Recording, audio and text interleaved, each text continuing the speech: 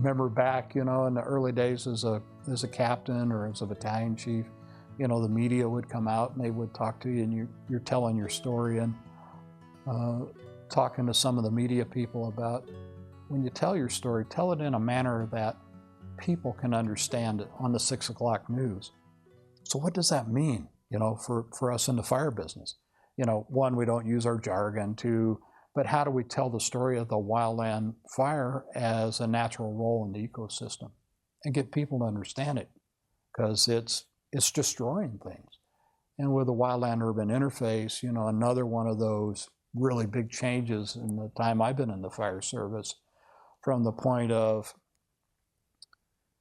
very small involvement with the WUI, the wildland-urban interface, but nowadays you go out and there's houses and cabins and subdivisions almost everywhere you go. And from the early days, my early days in the hotshot crew, we'd go to a fire on a national forest, and there would be crews there from maybe a state agency. I was in California, and maybe CDF, Cal Fire nowadays, would have crews there and a few people, but it was mostly the federal wildland fire agencies.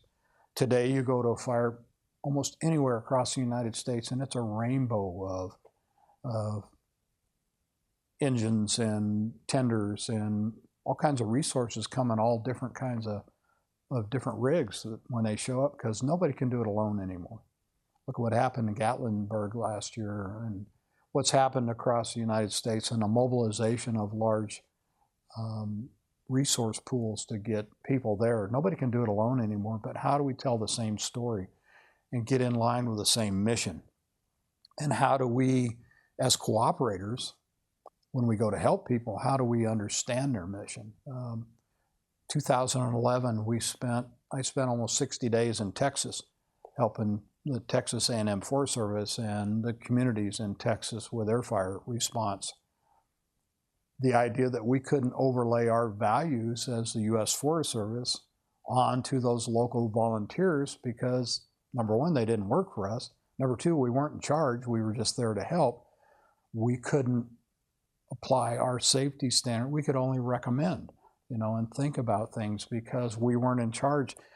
And how does that mindset work with the firefighters and the firefighting community, as well as the elected officials and the community as a whole? So that has really changed. The advent of the cell phone and the cell phone camera, and along with social media and the news is everywhere. 24-hour news.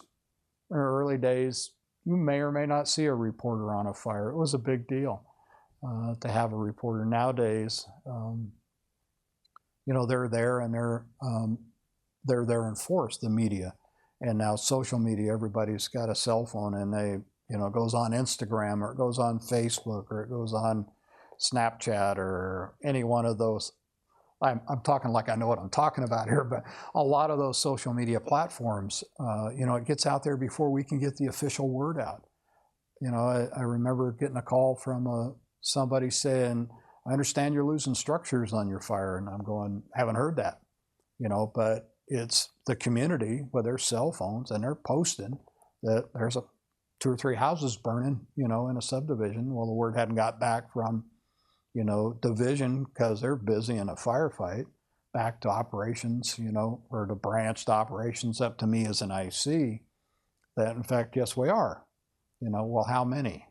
Okay, so it goes back down. But anyway, that advent of the 24-hour news network and, CNN being there all the time, until you're not the news story, and they don't want to tell the aftermath in many cases. They only want to see the air tankers and the helicopters dropping retardant and water, and every now and then they might show a crew out working, but what's the story we tell, and how do we tell that story has really changed over the years.